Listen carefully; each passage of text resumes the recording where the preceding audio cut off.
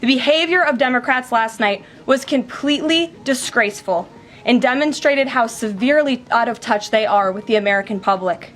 It was the most shameful moment in the history of presidential addresses in that beautiful chamber. In what was supposed to be a unifying moment for our country, Democrat members of Congress instead screamed at the President of the United States, who was just overwhelmingly reelected by their constituents, walked out of the chamber, and worst of all, they disrespected the American people. Democrats didn't stand to keep men out of women's sports.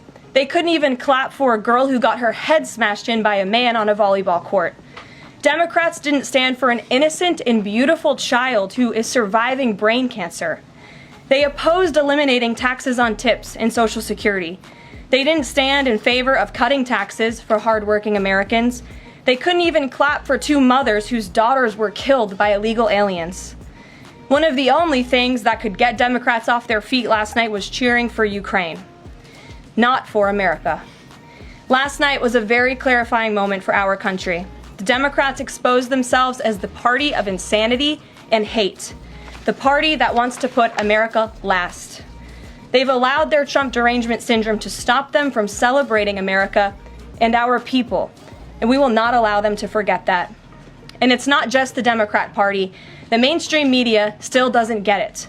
Last night, MSNBC's Nicole Wallace disgustingly looped in a 13-year-old boy with brain cancer into an attack on the president over January 6th.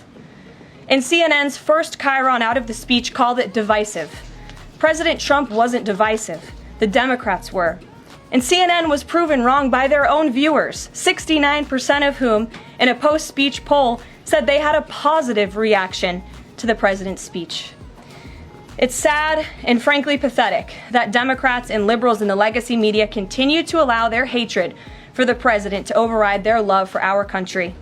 But nevertheless, the president will continue to unify this nation through policies that are grounded in common sense and that uplift all Americans.